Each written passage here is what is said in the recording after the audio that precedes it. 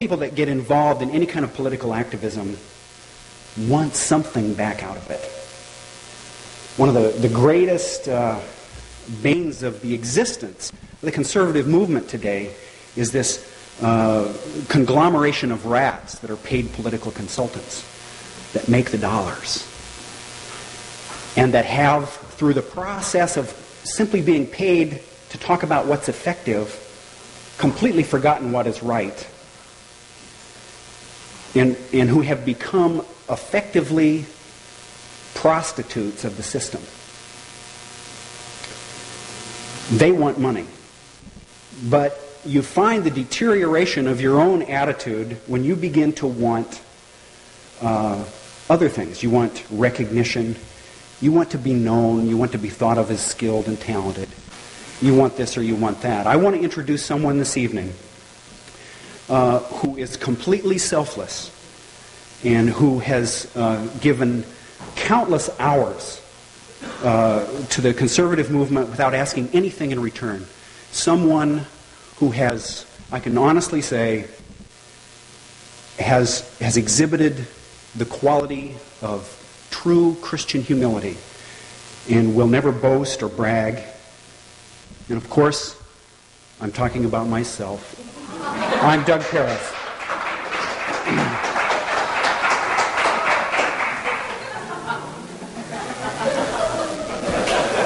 Thank you. In 1984, I remember a couple of commercials. I actually remember three really vividly stand out. One was Walter Mondale's, and it showed guys getting into Lincolns and Cadillacs with briefcases full of money. These were Ronald Reagan's friends. They were opening the trunk and putting briefcases of money in. And these were the guys that were stealing all our money because it wasn't being taxed away from them. The second commercial I remember was There's a Bear in the Woods. Anybody remember that? There's a bear in the woods. It showed a bear, and it was all allegorical, and it talked about the Soviet Union and the threat it was, and it said, you know, as long as there's a bear in the woods, you probably ought to keep your gun. It was selling national defense. Good commercial. The guy that did that voice also did It's Morning in America. Anybody remember that one? It's Morning in America. And there were images of people waking up. America's going back to work. People are becoming more productive. We're not ashamed of our country anymore. And it showed a guy unfurling the flag and raising it on the flagpole. And by the end of this commercial, it brought tears to your eyes. You wanted to stand up and sing, God bless America. And that spirit did hit America during the Reagan administration. And I can remember the conventions. I can remember in 1984, in the Snohomish County Republican Convention, we sang God bless America. And there were tears in people's eyes. And a spirit hit that room that I have, and the only other place I've felt that is in evangelistic services. And while those commercials were being made and seen on TV, It's Morning in America, billions of dollars were being bilked out of the American taxpayer to fund the destruction of the American education system. And thousands of Americans, innocent, were executed without trial every week. It may have been morning in America, but you and I were asleep. We were still sleeping. I'm as guilty as the next guy. You began to believe we've taken it back. We've taken it back. We've turned the corner. And we had barely scratched the surface. Layers and layers of socialist bureaucrats manned all the bureaucracies, all the agencies, all the regulatory bodies. All these thousands and thousands of people who are simply leeches on the pockets of American taxpayers, whose sole function is to destroy our economy and ruin our social structure. And they grew during that period of time, despite the best efforts of Ronald Reagan. And today, we have a government that is lying to the public on a daily basis, that is tearing down the Constitution, has essentially destroyed the entire Bill of Rights. Read through it. Most of the provisions of the Bill of Rights are no longer in effect. We talk as if they were. It's a convenient fiction. Think through it. The first, the second. Think about those amendments. There are loopholes big enough in all of them to drive a truck through. If they can come and kill you, if they can classify you as not a human being, if the government has that right, and you can simply be killed, and if you don't have that right, what rights are left?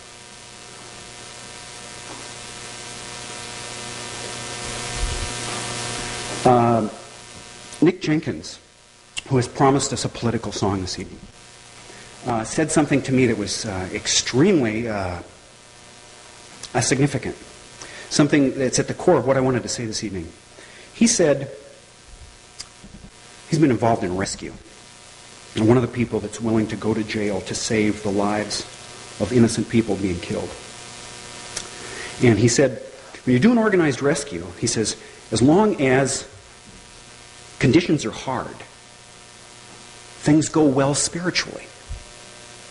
You find that the group is coming together and fighting against the outward conditions, and there's a hard core of spiritual vigor that remains.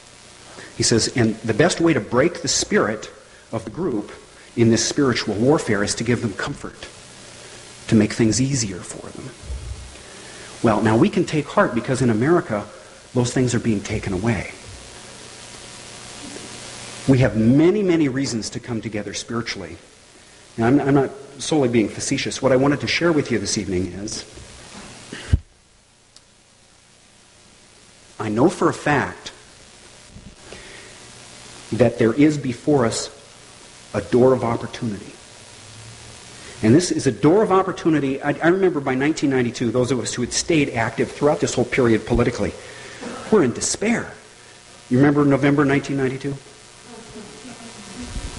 When we realized that our country had just elected a slate of fascists. I'm not exaggerating. A slate of fascists from the national government on down. When we realized the potential for the destruction of the country we had inherited from our forefathers that they had fought and died for. Despair. How many of you felt that? November 1992. But in the wake of all of that, I remember realizing, well, you know, it's because we've been doing this in our own power. We've taken on the struggle, and we don't need any help anymore. We've learned how to do this. You know, we know the system. We know how this thing works. Right? And our greatest victories turned into our greatest defeats. Read Yakima.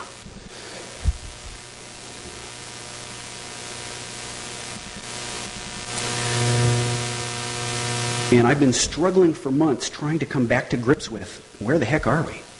What can be done? And you see so many initiatives have come to nothing. So many great opportunities just crumble and disappear. And you come to the conclusion, we're screwed. You know, they control the courts. They can take away, as they did in Snohomish County, the right to run a referendum.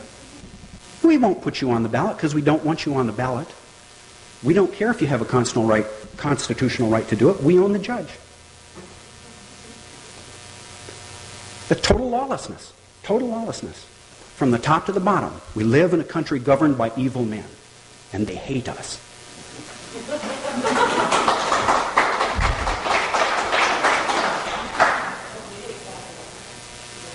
What's that?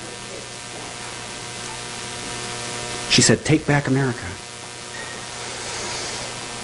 I don't know if we can take back America. I will tell you, first of all, that America cannot be... Don't I sound like I'm going to get long-winded? It's too late. I've already become long-winded. I'll get off just a second. America has gone so far it cannot be redeemed except by the shedding of blood.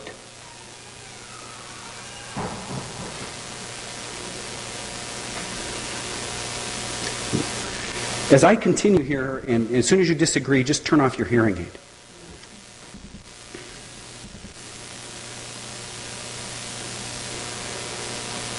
We need the psychology of the rescue.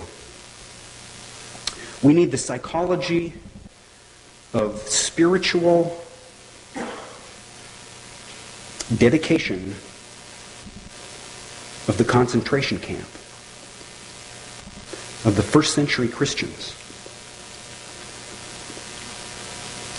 We need to cast aside every weight and the sin that so easily besets us.